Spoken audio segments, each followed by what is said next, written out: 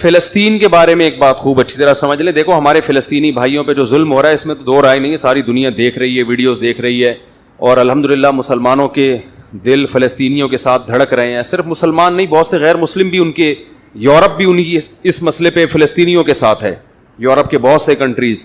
تو یہ مسئلہ کوئی ایسا نہیں ہے کہ جس میں صرف مسلمان ہی یہ سمجھتے ہوں کہ فلسطینیوں کے ساتھ ظلم ہو رہا ہے. چند کنٹریز کی دہشت گردی ہے جو ساری دنیا جانتی ہے.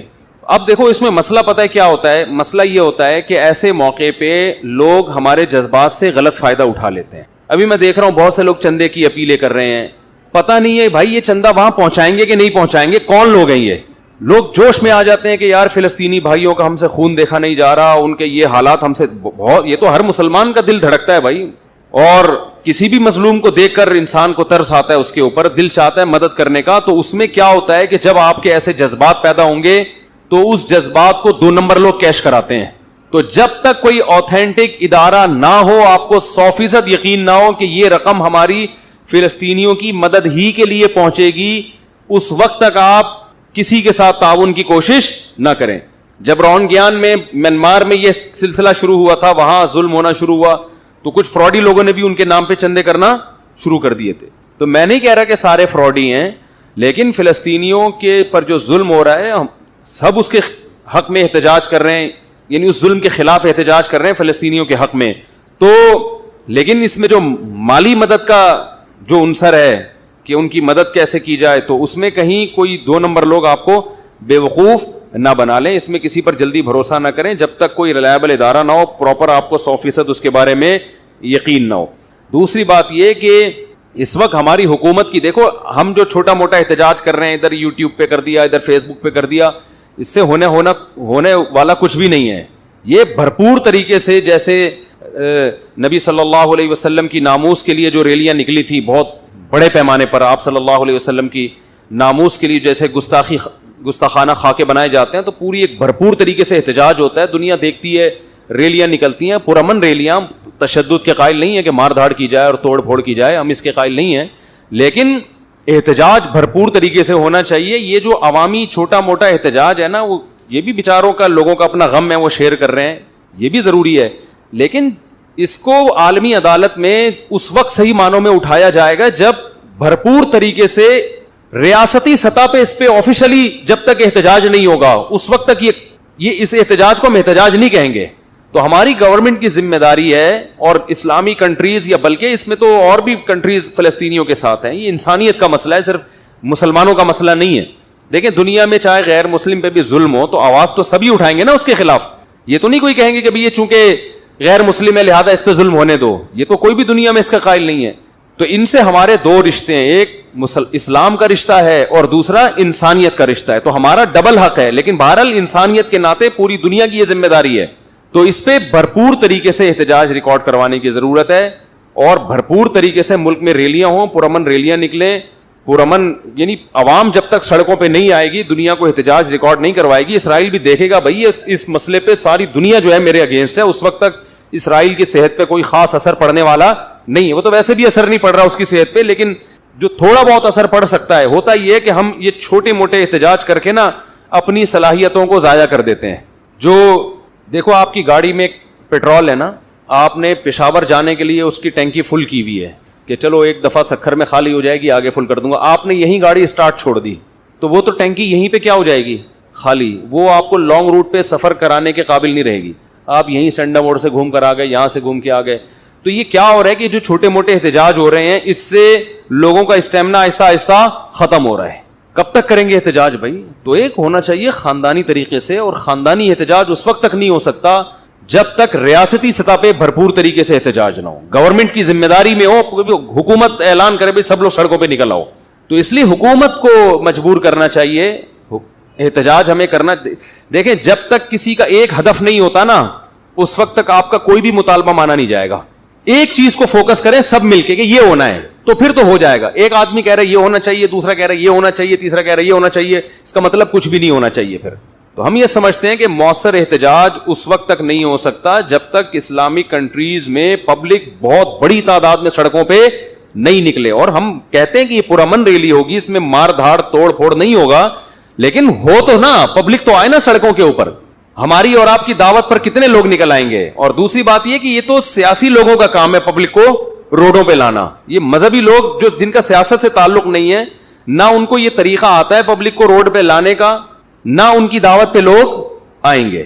تو اس سیاسی لوگوں کی ایسے موقع پہ ذمہ داری ہے کہ آپ کی ایک ایک کال پہ لاکھوں لوگ سڑکوں پہ نکل آتے ہیں, تو آپ کی ذمہ داری ہے, آپ اس پہ, یہ ہمارے ملک کا کیا ہے, ایک مذہب کا اور ایک انسانیت کا ایک مشترکہ مسئلہ ہے. تو اور دنیا کو اگر ہم ایسے ہی بے لگام چھوڑ دیں گے تو یہ ظلم تو بڑھتا رہے گا پھر. تو ایسے موقع پہ ہماری ذمہ داری بنتی ہے کہ احتجاج ہم کریں. لیکن میں نے جو ابھی یہ بیان ریکارڈ کروایا, اس کا بنیادی مقصد یہ تھا, میں دیکھ رہا ہوں کہ لوگ جناب وہ چندہ وندہ شروع کر دیا, تو یہ ایسا نہ ہو کہ آپ کا پیسے جو کوئی فراڈیوں کے ہاتھ میں چلے جائیں.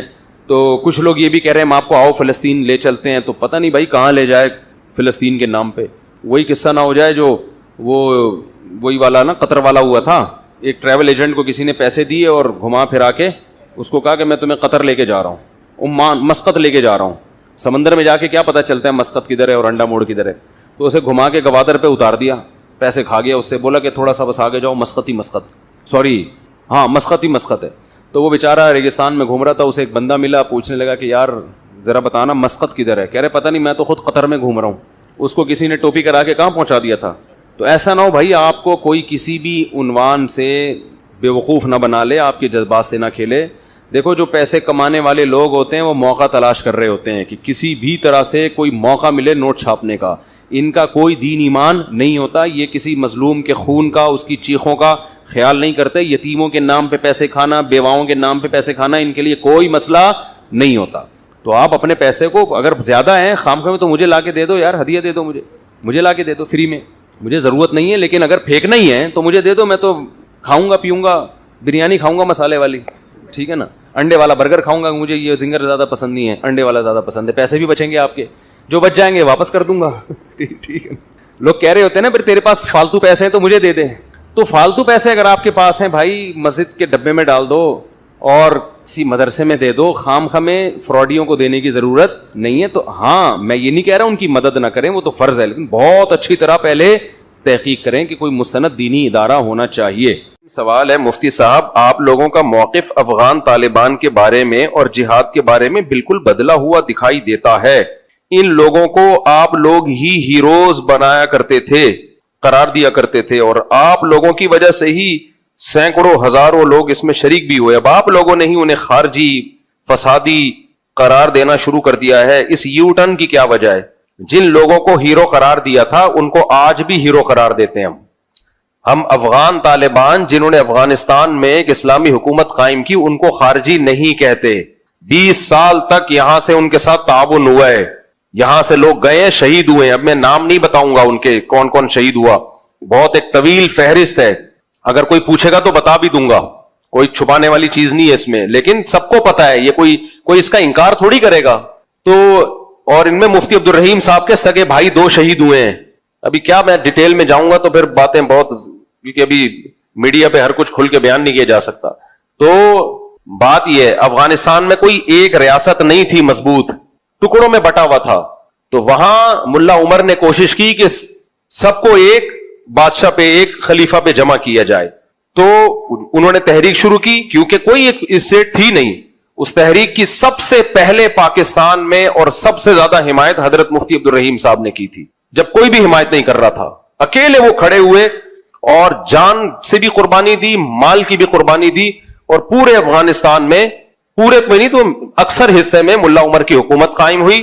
ملا عمر بہت ہی میچور آدمی تھے, وہ پاکستان سے دوستی کے خواہاں تھے, وہ پاکستان آرمی کی عزت کیا کرتے تھے, ان سے پاکستان آرمی کے فوجی جا کے ملتے تھے, ان کو عزت دیا کرتے تھے. وہ کہا کرتے تھے کہ پاکستانی ہمارے بھائی ہیں, ہر مشکل میں انہوں نے ہمارا ہمیشہ ساتھ دیا ہے. یہ وہ چیزیں جو مشاہدے کی ہیں, تو یہ سنی سنائی باتیں نہیں ہیں. بہت عزت, بہت رسپیکٹ دیا کرتے تھے وہ.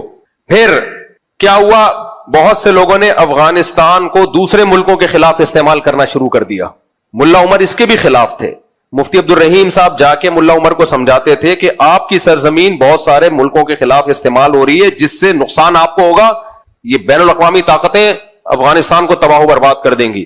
ملا عمر بھی چاہتے تھے ہمارا ملک دوسرے ملکوں کے خلاف یوز نہ ہو. اور اس میں حضرت مفتی عبد الرحیم صاحب کا بہت بڑا کردار ہے. وہ سمجھاتے تھے کہ یہ ایک اسلامی حکومت قائم ہوئی ہے, اس کو بچانا ہے ہماری ذمہ داری, ہم نے خون دیا اس کے لیے, پوری زندگی کھپا دی. لیکن ہوا کیا, افغانستان کی سرزمین استعمال ہوئی دوسرے ملکوں کے خلاف, پوری دنیا نے چڑھ کے افغانستان کی ایسی کی تیسی کی. جنرل مشرف نے بھی 100% غلط کیا. اس وقت بھی مفتی عبد الرحیم صاحب کہہ رہے تھے پاکستان کو نہیں اجازت اس کی کہ وہ اپنی سرزمین کسی اور ملک کے خلاف استعمال کرنے دے. لیکن جنرل مشرف ایک اکیلا آدمی تھا, اس کی پالیسی تھی جو 100% غلط تھی. یہاں سے جہاز گئے, انہوں نے وہاں کی حکومت کو ختم کر دیا, تو ان کے دل میں ایک نفرت پیدا ہوئی پاکستان کے خلاف. لیکن اس کی تلافی خود پاکستان نے ہی کی. 20 سال بھرپور ساتھ دیا, پھر ان کا بہت فل سپورٹ کیا ان کو. ان کے زخمیوں کا علاج یہاں ہوتا تھا. جو وہاں غریب آتے تھے افغانی, ملک میں بدحالی ہے, ہجرت کے لیے آ رہے ہیں, پاکستان نے اپنا سینہ بازو ایسے کیا, آ جاؤ ہم تمہیں ٹھکانہ دیں گے. ان کا علاج بھی کیا, ان کو ٹھکانہ بھی دیا, ان کے مہاجرین کو پناہ بھی دی, بہت کچھ کیا پاکستان نے. تبھی بہت اچھے تعلقات. جب تک ملا عمر زندہ تھے پاکستان کے خلاف ایک بیان ان کا کبھی بھی نہیں آیا, ایک بیان نہیں آیا. بلکہ اخبار میں میں نے خود ان کا بیان پڑھا, انہوں نے کہا کہ ہم تمام اسلامی ملکوں سے اپیل کرتے ہیں کہ ہماری مدد کریں. ان کی رائے یہ تھی کہ ہم تمام اسلامی ملکوں سے دوستی کے قائل ہیں, ہم ان سے دشمنی کے قائل نہیں ہیں. ہم نے افغانستان کا مسئلہ حل کرنا ہے تاکہ افغانستان میں جنگ ختم ہو, ایک مضبوط اسلامی ریاست قائم ہو. ان کا یہ ارادہ نہیں تھا پوری دنیا میں اٹھ کے خلافت قائم کریں گے, نہ. وہ کہتے ہیں افغانستان نے بہت لاشیں دیکھ لی ہیں, بہت موتیں دیکھ لی ہیں, ہم نے افغانستان میں ایک اسٹیٹ قائم کر کے اور اسلامی اسٹیٹ قائم کر کے امن قائم کرنا ہے. ان کا اخبار میں بیان کوئی پرانا نکالے, آج بھی موجود ہے, کہ پاکستان اور تمام اسلامی ملکوں کی افواج کو انہوں نے ایک اچھے لفظوں میں یاد کیا ہے, صرف پاکستان کو نہیں, ہر ملک کو. ان کا کوئی پھڈا نہیں تھا. پھر ملا عمر کی وفات ہوئی, اس کے بعد ملا اختر منصور آئے. وہ بھی پاکستان سے بہت اچھے تعلقات کے خواہاں تھے, پاکستان آنا جانا ہوتا تھا ان کا. علماء, سارے علماء ان کے فیور میں تھے, اب تک ہے. پھر ملا ہیبت اللہ ہے ابھی, ان کے بارے میں بھی ہمیں یہی اطلاعات تھی کہ یہ پاکستان کے اگینسٹ نہیں ہے. آج بھی افغانستان کے جو طالبان ہیں ان میں اکثریت پاکستان کے خلاف نہیں ہے اور پاکستان سے جنگ نہیں چاہتی. ہوا یہ کہ کچھ لوگ ایسے ہیں جو سپورٹ کر رہے ہیں ان لوگوں کو جو پاکستان آرمی پہ اٹیک کر رہے ہیں اور پاکستان پہ حملے کر رہے ہیں. تو پہلے علماء نے کوشش کی ہے سلو ہو جائے. جب سلو کی تمام کوششیں ناکام ہوئی ہیں, پھر فوجی آپریشن شروع ہوا ہے. روز ڈیلی بنیادوں پر 10 فوجی شہید, 11 فوجی شہید, میجر شہید, لیفٹنٹ کرنل, اتنے بڑے بڑے لیول کے آفیسر آپ کے ڈیلی شہید ہو رہے ہیں. اور یہ سارا کرتا دھرتا کہاں سے ہو رہا ہے؟ افغانستان سے. اب اگر مفتی عبد الرحیم صاحب کہہ رہے ہیں سب کچھ وہاں سے ہو رہا ہے, اس کا مطلب یہ نہیں ہے کہ وہ تحریک کو غلط قرار دے رہے ہیں یا افغانیوں کو غلط قرار دے رہے ہیں. وہ ان چند لوگوں کو غلط قرار دے رہے ہیں جو ان خارجیوں کو سپورٹ کر رہے ہیں, جو کس سے لڑ رہے ہیں؟ پاکستان آرمی سے لڑ رہے ہیں اور ہمارے ملک کا امن خراب کر رہے ہیں. مفتی عبد الرحیم صاحب کا کہنا یہ, اگر آپ نے خلافت قائم کرنی ہے, ٹھیک ہے پاکستان سے غلطی ہوئی تھی, اڈے دیے تھے, یہ غلطی ہوئی ہے, مان رہے ہیں بھائی, اور یہ ہماری غلطی تھوڑی ہے. تو فوج ایک مشرف کی غلطی ہے. اس وقت بھی فوج کے سب لوگ مشرف کی اس پالیسی کے حامی نہیں تھے, فوج میں بھی بہت کھلبلی مچی ہوئی تھی, وہ نہیں حامی تھے, تو سب اس کو سپورٹ نہیں کر رہے تھے. لیکن آرڈر تو آرمی چیف کا چلتا ہے نا. اب مفتی عبد الرحیم صاحب کا کہنا ہے, یہ جتنے بھی سنجیدہ علماء ہیں سب کا یہی کہنا ہے, جن میں مفتی تقی عثمانی صاحب بھی ہیں, حضرت مفتی تقی صاحب بھی ان خارجیوں کو ٹھیک نہیں سمجھتے, بھئی یہ غلط کر رہے ہیں. وہ کیا کہہ رہے ہیں, ہم خلافت قائم کریں گے پاکستان میں, ہم خلافت قائم کریں گے. اور کہہ رہے پاکستان نے ہم پہ ظلم کیا, اڈے دیے تھے. پاکستان نے اڈے دیے تھے, اندر گھس کے مارا کس نے ہے؟ انڈیا نے مارا ہے. انڈیا سے آپ دوستی بڑھا رہے ہو, انڈیا سے آپ کے ریلیشن کیا ہو رہے ہیں؟ مضبوط. امریکہ سے ریلیشن مضبوط, انڈیا سے ریلیشن مضبوط, تمام ملکوں سے آپ کے ریلیشن مضبوط. نیٹو کی ممالک تھے جنہوں نے اندر گھس کے دو بدو آپ سے جنگ لڑی ہے, ان کے خلاف آپ کا ایک بیان نہیں آتا, اور سارا نزلہ کس پہ گر رہا ہے؟ پاکستان پہ. تو میرے بھائی یہ طالبان نہیں ہے, افغانستان نہیں ہے, یہ کوئی اور طاقت ہے جو چند شر پسندوں کو استعمال کر رہی ہے. سمجھ میں آ رہی ہے بات کہ نہیں آ رہی ہے؟ اگر آپ نے لڑنا تھا سب سے پہلے روس سے لڑتے, جنہوں نے 16 لاکھ افغانوں کا خون کیا. ہم تو وہاں بھی لڑائی کے قائل نہیں ہے, کیونکہ آپ لڑو گے تو حاصل کچھ نہیں ہوگا, ایک نئی جنگ شروع ہو جائے گی, کوئی خلافت تھوڑی قائم ہوگی. لیکن اگر لڑنا تھا تو سب سے پہلے کس سے لڑنا تھا؟ سب سے پہلے کون آیا تھا افغانستان میں؟ روس آیا, جس نے ان جنگوں کی بنیاد رکھی. انہیں کچھ نہیں کہہ رہے آپ, وہاں کوئی تشکیل نہیں ہو رہی خارجیوں کی. اس کے بعد آپ کو لڑنا تھا تو کس سے لڑنا تھا؟ انڈیا سے لڑنا تھا، جنہوں نے اندر گھس کے مارا ہے آپ کو، اس سے آپ دوستیاں بڑھا رہے ہو، کسی کو کچھ نہیں کہہ رہے. سارا نزلہ ایک اکیلے برادر ملک جو آپ کا ہمیشہ بھائی رہا ہے، جس نے لاکھوں افغانوں کو سینے سے لگایا، ان کو نیشنلٹیاں دی، ان کا کچھ زیرو بزنس تھا اور آج کروڑوں روپے کما رہے ہیں. کسی ملک نے مہاجرین کی اتنی بڑی تعداد کو اتنا زبردست ٹھکانہ نہیں دیا جس طرح پاکستان نے افغانیوں کو ٹھکانہ دیا ہے. میں نے باہر ملکوں میں افغانی دیکھے جو پاکستان کا پاسپورٹ بنوا کے باہر ملکوں میں ٹریولنگ کی ہے انہوں نے. تو اتنا بڑا ظرف جب پاکستان نے کیا ہے تو ان کو بھی ظرف کیسا رکھنا چاہیے؟ بولو، بڑا رکھنا چاہیے. لیکن ہو کیا رہا ہے؟ چند شرپسند لوگ ہیں. میں نہیں کہہ رہا کہ افغانستان پاکستان کے دشمن ہے، نہ نہ نہ، چند سر پھرے لوگ ہیں جو دونوں بھائی ملکوں کو لڑا رہے ہیں آپس میں. تو ہمیں ان شرپسندوں کے خلاف اٹھنا ہے. یہ اکیلے مفتی عبد الرحیم کا کام نہیں ہے، یہ ہم سب کو مل کے کرنا ہے. وہ بےچارے اکیلے میدان میں آئے ہیں اور بدنام ہو گئے ہیں. کوئی ان کو کرنل کہہ رہا ہے، کوئی بریگیڈیئر کہہ رہا ہے، کوئی درباری ملا، کوئی سرکاری ملا. بس کرو یار، وہ ملک بچانے کی بات کر رہے ہیں، کہہ رہے ہیں جہاز سے یوٹن لے لیا. کوئی یوٹن نہیں لیا جہاز سے میرے بھائی. تو وہ یہ کہہ رہے ہیں کہ جہاد کے نام پہ جو پاکستان میں خارجیوں کی تحریک ہے ہم اس کو نہیں مانتے، اس میں ہم فوج کا ساتھ دیں گے. کیونکہ اور فوج کا ساتھ دینے سے فوج کا ساتھ دینا مقصد نہیں ہے. بار بار کہتا ہوں، فوجی لوگ آتے جاتے رہتے ہیں، آرمی چیف بھی آئے گا، کل جائے گا، کوئی اور آئے گا. فوج بچانا مقصد نہیں ہے. بچانا کیا ہے؟ ملک بچانا مقصد ہے، کنٹری بچانا مقصد ہے. کیونکہ اگر یہ تحریکیں زیادہ زور پکڑیں گی تو اس سے پاکستان میں خلافت قائم نہیں ہوگی. پاکستان کے کئی ٹکڑے ہو جائیں گے اور بیرونی طاقتیں یہاں کے میرے اور آپ کا وہ حشر کریں گی. میں بار بار کہتا ہوں، میں اور آپ غزہ کو بھول جائیں گے، وہ حشر ہونے والا ہے ہمارا. تو اس لیے ان خارجیوں کو کہا جائے کہ آپ خلافت کے نام پہ لوگوں کو بیوقوف مت بنائیں. یہ ساری آپ کی تحریکوں کا مرکز اسلامی ملک کیوں ہے؟ آپ پاکستان کو اسلامی نہیں مانتے، نہ مانو، مسلمانوں کا ملک تو ہے. تو انڈیا سے آپ کی دوستیاں بڑھ رہی ہیں، روس سے آپ کی دوستیاں بڑھ رہی ہیں. ہم تو کہہ رہے ہیں انڈیا میں بھی مت کرو، کیونکہ آپ کی طاقت کیا ہے؟ انڈیا اتنا بڑا کنٹری ہے، وہ بھی تہس نہس کر دے گا آپ کو. لیکن اگر کرنا ہے تو انڈیا نے تو اندر گھس کے مارا تھا آپ کو. لڑائی انڈیا آرمی آئی تھی افغانستان میں، جہاں یہ نیٹو کی افواج کو شکست ہوئی ہے اس میں انڈیا کو بھی شکست ہوئی ہے، وہ بھی افغانستان سے بھاگا ہے. ان سے آپ دوستیاں لگا رہے ہو. اور ایک اکیلا ملک جس نے آپ کو اتنی مدد کی، آپ کی ہمیشہ ہر وقت مدد کی ہے، اس سے آپ دشمنی کی باتیں کر رہے ہو. تو افسوس ہوگا کہ نہیں ہوگا؟ تو ملا عمر پاکستان میں لڑائی کے قائل بھی نہیں تھے. ڈاکٹر اسرار احمد کا بھی وہ کلپ چلا دینا، ہمارے پاس تو اس پہ بہت سارے گواہ ہیں، لیکن لوگ گواہ کو مانتے کہاں ہیں. تو ڈاکٹر اسرار احمد کی بھی آخری وقت میں ملا عمر سے ملاقات ہوئی تھی، اور ڈاکٹر اسرار کو ملا عمر نے سختی سے منع کیا تھا کہ آپ جو خلافت کی تحریک پاکستان میں چلا رہے ہیں، کبھی بھی حکومت سے تصادم نہیں کرنا، لڑائی پہ نہیں آنا. اب میں آپ سے عرض کروں گا کہ ملا عمر صاحب کا مشورہ ہمیں کیا ہے. میں نے مسجد میں بھی جو ان سے ملاقات مختصر سی ہوئی اس میں پوچھا، انہوں نے کچھ باتیں کی. انہوں نے کہا کہ اپنے اپنے ملکوں میں اقامت دین کی جد و جہد بھرپور طریقے پر آپ شروع رکھیں اور جاری رکھیں. ظاہر بات ہے ہر ملک، یہ ملک جو ہے موجود ہے، یہ بالکل ایسے ہی ہے جیسے علامہ اقبال جو ہے امت مسلمہ کے سب سے بڑے ہدی خواں اور وحدت امت کے سب سے بڑے علمبردار، ایک وہ مسلم حرم کی پاسبانی کے لیے نیل کے ساحل سے لے کر تا خاک کاشغر. اس لیے ان کا یہ مشورہ جو ہے اپنی جگہ بہت صائب ہے کہ اپنے اپنے ملکوں میں پوری قوت کے ساتھ، پوری خلوص اور اخلاص کے ساتھ اقامت دین کی جد و جہد کو جاری رکھیں. دوسرا مشورہ یہ کہ علماء کرام کی رہنمائی اور ان کی آشیرواد ضرور حاصل کریں.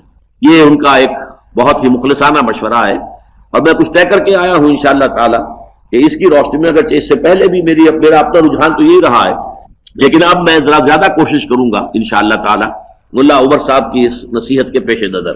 تیسری بات انہوں نے بتائی ہے جس سے مجھے اندازہ ہوا کہ انہیں ملک کی حالات پاکستان کے جو ہیں ان سے بھی خوب واقفیت ہے. انہوں نے کہا کہ حکومت سے تصادم کی کوئی روش اختیار نہ کی جائے. حالات جو ہیں بین الاقوامی پاکستان کے لیے جو معاملات ہیں، تو یہ تصادم حتی الامکان اس سے بچا جائے. یہ تیسرا ان کا مشورہ ہے. ملا عمر بہت میچور آدمی تھے، وہ کبھی بھی اس کے قائل نہیں تھے. وہ افغانستان کو فوکس کیا ہوا تھا انہوں نے، کیونکہ افغانستان میں لڑائیاں کوئی ایک حکومت بنی نہیں رہی تھی نا، تو وہ چاہتے تھے کہ کوئی ایک اسٹیبل حکومت بنے افغانستان میں، کیونکہ دھڑے تھے. جس صوبے میں جاؤ گے وہاں کا نیا والی متولی تھا. یہ ان کو پتا ہے، یہ آپ کہاں سے ہیں؟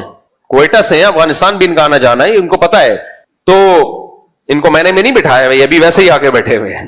लोग कहते हैं खुद ही लाके बिठाया, ये तो मैं तो जानता भी नहीं हूं। तो ये सबको पता है कि अफगानिस्तान में कोई एक स्टेट थोड़ी थी, हर जगह का एक अलग मुतवल्ली हुआ था, वाली होता था, बत्ते भी ले रहा होता था, एक जुल्म का बाजार गर्म किया हुआ था। तो अगर वहां भी एक मजबूत स्टेट होती जिसकी पूरी मुल्क पे हुकूमत होती, तो वहां के उलमा भी उसके खिलाफ खुरूज को हराम ही कहते, वो भी नाजायज कहते। तो इसलिए वहां एक हुकूमत नहीं थी, मुल्ला उमर अफगानिस्तान को फोकस किए हुए थे और वो चाहते थे अफगानिस्तान में अमन आए। वो तो ईरान से लड़ाई के कायल नहीं थे। मुझे वो दिन याद है जब ईरान ने जंगी मशकें शुरू कर दी थी अफगानिस्तान के बॉर्डर पे, तो मुल्ला उमर ने ईरान के जितने कैदी थे अफगानिस्तान में जो लड़ाई के दौरान पकड़े गए थे सबको रिहा कर दिया था। क्यों रिहा किया था? हम जंग नहीं चाहते। बहुत मिचोर आदमी थे वो। अब जो कुछ हो रहा है, चंद लोग तालिबान की सफों में ऐसे घुस गए हैं बेवकूफ किस्म के, और वो पैसा मिल रहा है उनको, इंडिया से भी मिल रहा है और अमेरिका से भी मिल रहा है। तो वो कह रहे हैं कि अब हम यहां इस्लामी हुकूमत लाएंगे, इस्लामी हुकूमत के नाम पे धमाके हो रहे हैं, इस्लामी हुकूमत कुछ भी नहीं आएगी, बेड़ा गर्क हो जाएगा। तो इसलिए हम सब ने मिलके, अफगान तालिबान की बात नहीं हो रही है, हम सब ने मिलके उन खारजियों की तहरीक को रोकना है। और उसमें हमने अपनी हर गलत चीज में हम फौज का साथ नहीं देंगे। लोग समझते हैं मैं फौज का पिट्ठू बन गया हूं। भाई कोई गलत चीज होगी हमने नहीं साथ देना, हमको ठेका थोड़ी लिया हुआ है। लेकिन जहां मुल्क की सालमियत की बात आएगी तो हम किसके साथ हैं? फिर हम इन जवानों का हौसला बढ़ाएंगे, इनके शहीद को शहीद कहेंगे। कल एक मेजर शहीद हुआ, 25 लोग 3 दिन की लड़ाई में 25 फौजी शहीद हो गए। परसों एक लेफ्टिनेंट कर्नल की शहादत की इत्तला आई है। तो ये सही नहीं है भाई, ये गलत है, इसका नुकसान होगा, मुझे और आपको नुकसान होगा इसका। अच्छा, लोग मुझे कहते हैं मुफ्ती साहब डर गया। डरा होता तो ये बातें ना कर रहा होता, चुप बैठा हुआ होता। जो फौजियों पे अटैक कर सकते हैं वो मुझे भी बम से उड़ा सकते हैं। समझ रहे हो कि नहीं समझ रहे? तो मैं और आप किस खेत की मूली है? बहादुर हूं इसलिए बात मैंने कर दी है। जो चुप बैठे हैं उनके बारे में तो खतरा है कि डर गए हैं। मुफ्ती तकी उस्मानी साहब ने जब इन खारजियों के खिलाफ बयान किया है ना, उसके बाद उनकी सिक्योरिटी इतनी सख्त हो गई है, इतनी सख्त हो गई, इतनी सख्त रेड है उनको, क्योंकि उन्होंने भी बयान किसके खिलाफ किया था? खारजियों। वो तो मिल के आए थे फिर आके बयान किया है। तो ये नहीं है, ये सब प्रोपेगेंडा है, जहाज से यूटर्न ले लिया और वो सब, ये ऐसा कुछ भी नहीं है। मुल्ला उमर की बात अलग थी। और आज भी जो इत्तलात हैं वो ये कि तालिबान में, अफगान तालिबान में मेजॉरिटी पाकिस्तान से मोहब्बत करती है। वो ना ईरान से लड़ाई के कायल है, ना पाकिस्तान से, ना इंडिया से। कहते हैं हमने अपने मुल्क को ठीक करना है, इस्लामी हुकूमत कायम करनी है और किसी से कोई हमारी लड़ाई नहीं है। कुछ लोग हैं जिनको बाहर से पैसे मिल रहे हैं, उन्होंने अफगानिस्तान का भी बेड़ा गर्क किया हुआ है, पाकिस्तान का भी, और दोनों मुल्कों को आपस में क्या कर रहे हैं? लड़ा रहे हैं। और ये सुलह की जितनी कोशिशें नाकाम हो चुकी हैं, तभी पाकिस्तान आर्मी ने फिर रात को अटैक भी किया है। कल रात अटैक किया है ना, इसी वजह से अटैक किया है कि ये थोड़ी हम मरते रहे आराम से और जो है वो लाशें गिनते रहे बैठ के, ऐसा नहीं होता। तो अवाम को चाहिए इस चीज में फौज का साथ दे। हर चीज में नहीं कह रहा, सही है, हर चीज में नहीं कह रहा। तुम्हारा कोई सियासी इख्तलाफ है, करो 100 दफा भाई, किसी भी चीज में सियासी इख्तलाफ होता है, 100 दफा करो, किसने मना किया है? लेकिन जहां जंग की बात आएगी, जवानों की लाशें होंगी, तो ये भी हमारे ही लोग हैं भाई जो फौज में जाते हैं, ये भी हमारे मुल्क के लोग हैं, मुसलमान लोग हैं। मुसलमान कोई ना भी हो, इंसान तो है ना। तो ये थोड़ी कि यार अपने मुल्क के खिलाफ आप किसी और का साथ दे दो तो ये ना तुम्हारे रहेंगे ना अपने रहेंगे। यानी तुम जब गैरों का साथ दोगे तो तुम ये नहीं समझो कि तुम्हें इज्जत मिल जाएगी। गैर तुम्हें कभी भी कबूल नहीं करेगा, कुछ भी नहीं बचेगा तुम्हारे पास दुश्मन से लड़ने के लिए।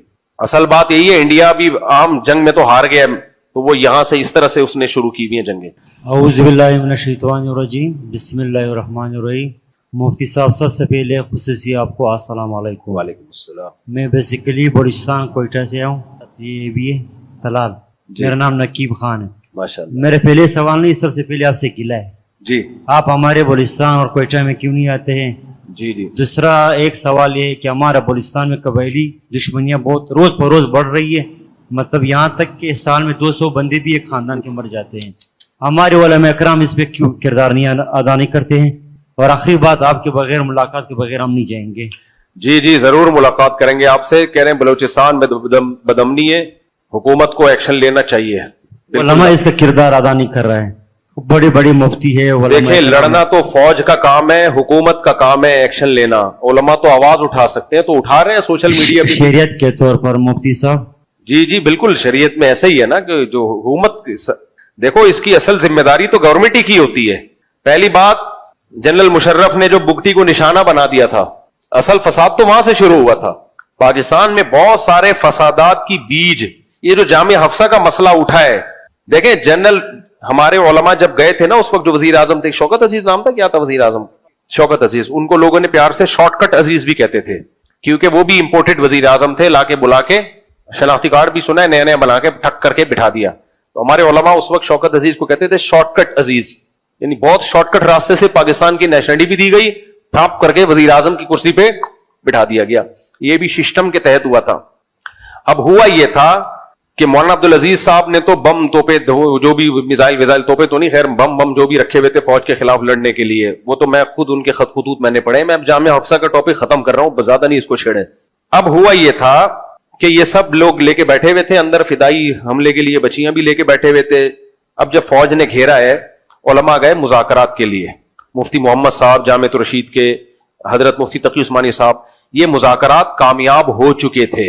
وزیر اعظم نے کہا کہ سب کو باعزت رہا کیا جائے گا, ناکہ بندی کی جائے گی. اتنے تو ہو گیا, جو سرنڈر کرے اس کو چھوڑ دو. تو جن بچیوں نے, جن لوگوں نے بھی سرنڈر کیا ان سب کو چھوڑ دیا, لیکن کچھ لڑاکا لوگ اندر رہ گئے تھے. لڑاکا, اب جو لڑاکا لوگ اندر رہ گئے تھے, علماء چاہ رہے تھے کہ ان سے بھی سرنڈر کروا کے نا, مذاکرات کروا کے. غازی عبدالرشید شہید رحمۃ اللہ بڑے میچور آدمی تھے, تو غازی عبدالرشید بھی آمادہ ہو گئے تھے مذاکرات پہ کہ اگر فوج ہمیں باعزت چھوڑ دیتی ہے تو ہم ہتھیار رکھ دیں گے. جب یہ مذاکرات ہوئے, اس میں دیکھو غلطی تو انہی لوگوں کی تھی مولانا عبدالعزیز صاحب کی. کیوں فوج کے خلاف آپ بچیوں کو اور نوجوانوں کو لے کے کھڑے ہوئے ہو آپ؟ یہ کون سا طریقہ ہے؟ ڈاکٹر اسرار کا بھی کلپ موجود ہے, ان سے بھی اس وقت پوچھا گیا تھا کہ یہ جامعہ حفصہ میں جو کچھ ہو رہا ہے, انہوں نے کہا اتنے سے مدرسے کو لے کر پوری ریاست پہ قبضہ کرنے کی باتیں یہ غلط ہیں. حالانکہ ڈاکٹر اسرار تو خود خلافت کے قائل تھے. اب ہوا یہ تھا کہ یہ علماء گئے, وزیر اعظم کیونکہ ایک سول آدمی ہے نا, تو ایک سویلین میں تھوڑا جذبہ ہوتا ہے نرمی کا. انہوں نے کہا ٹھیک ہے بھائی, پورا فیصلہ ہو گیا. علماء بہت خوش ہوئے کہ غازی عبدالرشید شہید رحمۃ اللہ علیہ ابھی شہید نہیں ہوئے تھے, ان کے ساتھ مذاکرات کامیاب ہو گئے, اور اب الحمدللہ وزیر اعظم کے بھی سائن ہو گئے اس کے اوپر. صدر کے سائن رہ گئے تھے جنرل مشرف کے, کہ اب یہ مسئلہ آرام سے حل ہو جائے گا اور باعزت سب کو رہا کر دیا جائے گا, اور آئندہ دوبارہ ملک میں ایسا کبھی بھی نہیں ہوگا. ایک اندازہ ہو گیا کہ بھائی اسلحے کے ذریعے ایسا نہیں ہوتا. جنرل مشرف نے آ کے گند کیا ہے. ہمارے علماء سے میں نے خود سنا جو وہاں موجود تھے, انہوں نے کہا جب مشرف آیا ہے اس نے اس طرح وہ معاہدہ پھاڑا ہے کہ میں نہیں مانتا اس معاہدے کو, اور آرڈر دیا کہ اٹیک کرو. اور علماء کہتے ہیں ہم بیٹھے ہوئے تھے اور ہمیں گولہ بارود کی آوازیں آنا شروع ہو گئی. تو ٹھیک ہے, یہاں تک تو مولانا عبدالعزیز صاحب کی غلطی ہے کہ آپ کیوں یہ کام کر رہے تھے, لیکن جنرل مشرف اگر تھوڑی سی کھوپڑی استعمال کر لیتا کہ ہے آپ ہی کی عوام اور ان کا مطالبہ بھی شریعت ہے, مطالبہ بھی غلط نہیں ہے, پاکستان اسلام کے نام پہ بنا ہے, تو اب جب ایک مذاکرات ہو چکے ہیں تو آپ اچھے لگو گے اپنی قوم پہ گولیاں برساتے ہوئے؟ اچھا لگے گا؟ یہ کوئی سیاست بھی کوئی چیز ہوتی ہے؟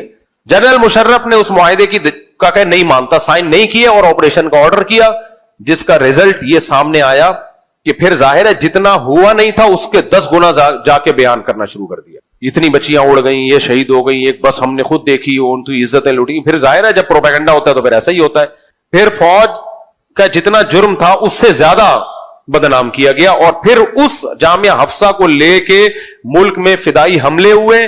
80 سے 90 ہزار لوگ پاکستان کے, جن میں فوجی بھی ہیں, 13 تو اسی آپریشن میں کہا جاتا ہے شہید ہوئے, جو جامعہ حفصہ کا جو آپریشن تھا, یا اس کے بعد مجھے پوری ڈیٹیل معلوم نہیں ہے. اس میں بھی فوجی جوان بھی اس میں شہید ہوئے. غازی عبدالرشید بھی شہید ہوئے, ان کی والدہ بھی شہید ہوئی. ہم ان کو شہید اس لیے کہہ رہے ہیں کہ مطالبہ ان کا جائز تھا, لیکن غازی عبدالرشید بڑے میچور آدمی تھے, وہ مذاکرات ہی چاہتے تھے, وہ نہیں چاہتے تھے یہ لڑائی ہو. خیر, تو اب اس کا جو فساد کی جو یعنی جو جڑ تھی نا, وہ جنرل مشرف کی کھوپڑی تھی. وہ تھوڑا سا قوم کو ساتھ لے کے چل لیتا, عزت دے دیتا. لیکن تو اب ہوا یہ ہے کہ انہی دنوں میں بگٹی کو یہاں سے نشانہ بنایا. بھائی بلوچ لوگوں کا وہ ایک ہیرو سمجھا جاتا تھا, سردار سمجھا جاتا تھا. آپ ان کے ساتھ قوم کو ساتھ لے کے چلتے, اسی کے بعد سے بلوچستان میں یہ سب کچھ. میں فیور نہیں کر رہا جو فوج پہ اٹیک ہو رہا ہے بلوچستان میں, قطعاً نہیں, میں ان لوگوں کے ساتھ نہیں ہوں. کسی بھی ملک میں, ریاست میں فوجی گاڑیوں پہ اٹیک ہونے والے باغی کہلاتے ہیں, خارجی کہلاتے ہیں, اس کے ہم فیور میں نہیں ہیں. لیکن جنرل مشرف کی پالیسیاں اس ملک کے لیے ناسور ثابت ہوئی ہیں, جس کو آج تک ہم بھگت رہے ہیں. پاکستان بالکل 100% سودی نظام ختم ہو جانا تھا پاکستان میں. حضرت مفتی تقی صاحب فیصلہ کر چکے تھے, سپریم کورٹ کا فیصلہ آ چکا تھا, وفاقی شرعی عدالت کا فیصلہ آ چکا تھا. اب جب امپلیمنٹ کے لیے جا رہے تھے, جنرل مشرف نے ڈنڈے کے زور سے مفتی تقی عثمانی صاحب کو وفاقی شرعی عدالت کے جج ہونے کی حیثیت سے ہٹایا. دوسرا جج اپنی مرضی کا لا کے رکھا, اور اس نے اس سود کے خلاف جو فیصلہ آیا تھا وفاقی شرعی عدالت کا, اس کو پینڈنگ میں ڈال دیا. تو یہ गड़बड़ भी किसने की है? जनरल मुशर्रफ ने की है।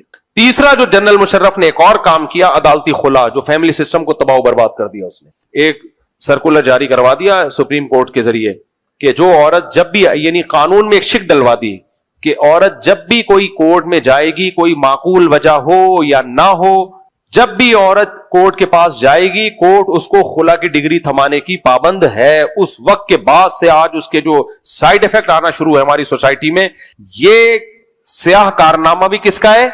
जनरल मुशर्रफ का। मैं मानता हूं कुछ अच्छे काम भी किए हैं, कराची में डेवलपमेंट का काम किया, लेकिन कुछ अच्छे काम करके आपके जो बड़े बड़े स्याह काम किए हैं, वो स्याही सफेद नहीं हो सकती। तो आप पूरी फौज भुगत रही है उसके स्याह कारनामों को, पूरी आर्मी भुगत रही है। लोग इन आर्मी के जवानों को भी बुरा भला कह रहे हैं, भाई इनको मत बुरा भला कहो यार, ये हमारे हीरोज हैं। तो ये भी एक वजह है जो हजरत आप जो वजह बनी है ना, आप पश्तून क्यों आपस में लड़ रहे हैं यार? एक तो पठान गोश्त खाता है ना, ये दुश्मन से ना लड़े तो आपस में लड़ता है, ये इसके साथ बड़ा मसला है। ये तो बड़ा गलत है। पठानों के जो खून है ना उसमें लड़ाई है, ये दुश्मन से ना लड़े तो आपस में ही कूटना फूटना शुरू कर देते हैं एक दूसरे। हमारे हजरत एक वाकया सुनाया करते थे कि अब मैं क्या करूं, मैं तो मेरे हाथ में नहीं है मेरे भाई।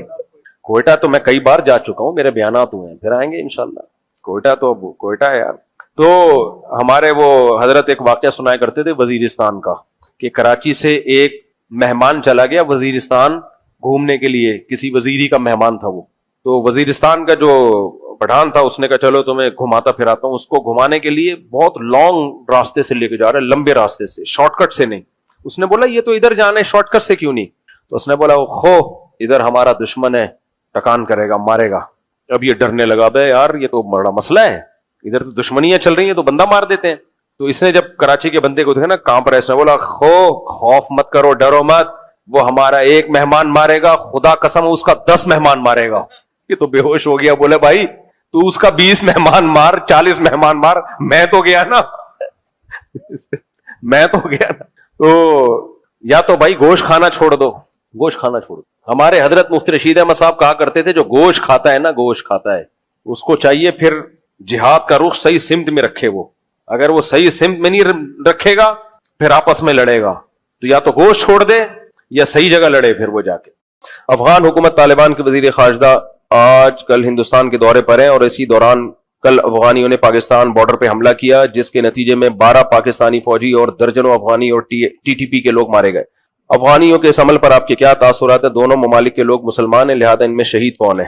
अफगानिस्तान में चंद लोग ऐसे हैं, जब अमेरिका गया है ना तो कुछ ऐसे लोग तालिबान के सफों में डाल के गया है जो अमेरिका के लिए काम करें। मुफ्ती अब्दुल रहीम साहब तो बहुत पहले से ये बात कह रहे थे कि तालिबान के सफों में ऐसे लोग घुस चुके हैं जो अमेरिका के एजेंडे पे काम कर रहे हैं और उनको अमेरिका ठीक ठाक पैसा दे रहा है। हम जब पाकिस्तान के फेवर की बात करते हैं तो लोग कहते हैं डॉलर मुफ्ती, डॉलर हम नहीं है भाई। इस वक्त जो तालिबान में चंद लोग, मैंने बताया तालिबान इस तहरीक का नाम नहीं है कि पाकिस्तान को अटैक किया जाए या पाकिस्तान को मारा जाए। तो हो ये रहा है, मेरा पूरा क्लिप इस बारे में आज चल गया 6 बजे, पूरी डिटेल से मैंने जुम्मे को एक बयान रिकॉर्ड करवाया जो आज चला है। परसों रिकॉर्ड करवाया था, चल गया कि नहीं चल गया किसी को पता है? नहीं चला तो कल चल जाएगा। उसमें पूरी डिटेल मुल्ला उमर के से लेके मैंने भी पूरा हिस्ट्री बयान की है। मुफ्ती अब्दुल रहीम साहब के 2 भाई इस लड़ाई में शहीद हुए हैं।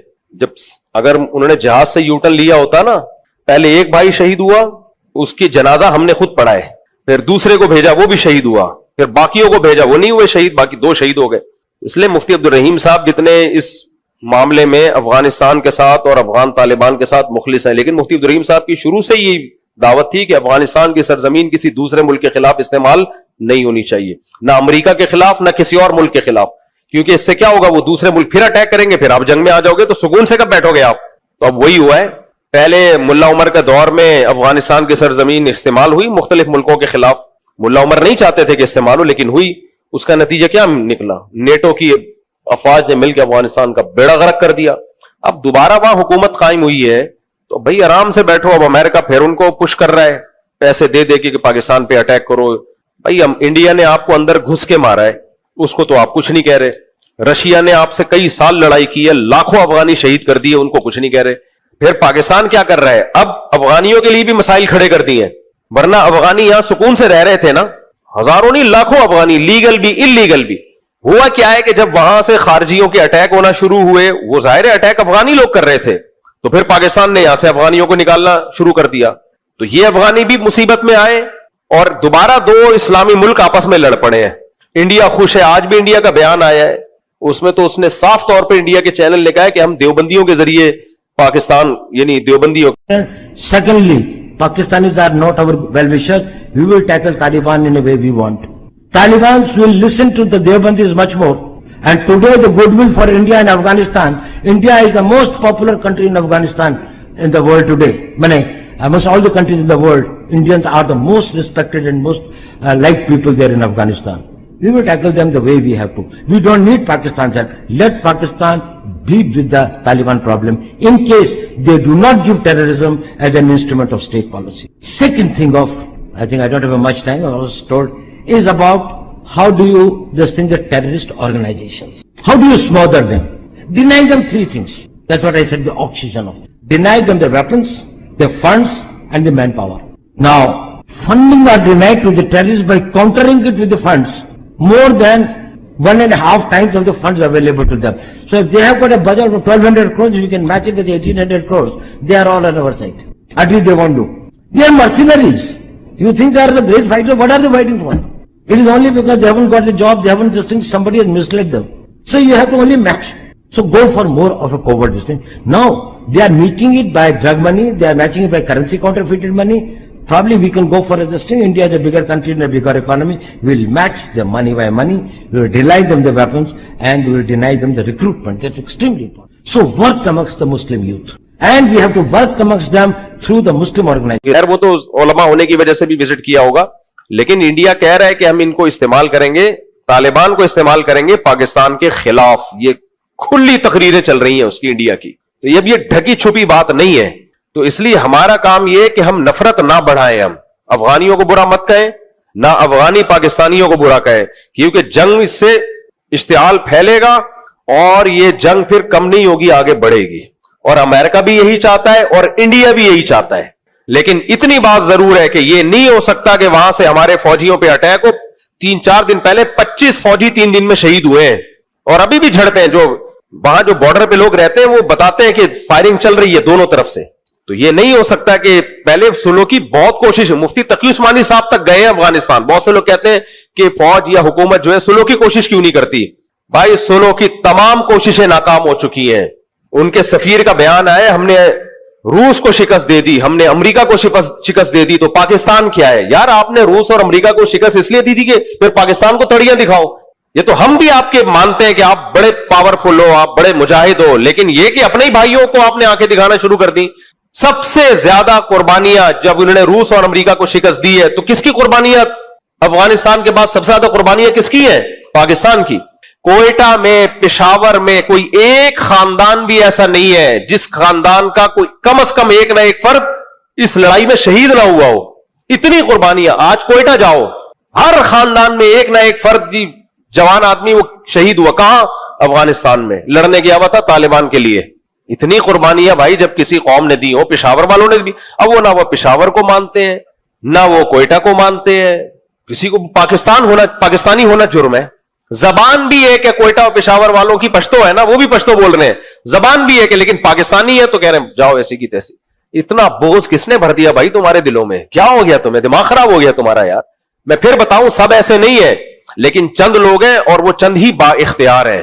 با اختیار کیسے, یہ بھی بتا دوں. جس کے پاس دولت ہوتی ہے نا, اختیارات اس کے پاس ہوتے ہیں.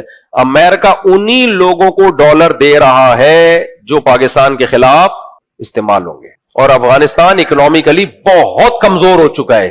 یہ ہمارے کچھ مولوی بیچارے سادہ ہیں, وہ کہہ رہے ہوتے ہیں کہ نہیں بڑا اسٹرانگ. صرف ایمانداری سے ملک اکنامکلی ترقی نہیں کرتے, اس کے لیے کچھ کرنا بھی پڑتا ہے. امپورٹ ایکسپورٹ پر تو پابندی لگی ہوئی ہے. جب تک ایکسپورٹ نہیں ہوگی ملک میں پیسہ کہاں سے آئے گا؟ ڈالر کہاں سے آئے گا؟ تو ابھی ڈالر ان کے پاس اسی طرح آ رہا ہے, امریکہ دے رہا ہے اور کہہ رہا ہے مارو گے پاکستانی فوج کو تو میں دوں گا. اب اس فوج کو لوگ ڈالر فوج کہہ رہے ہیں. اتنی منفیت ہے یار اپنے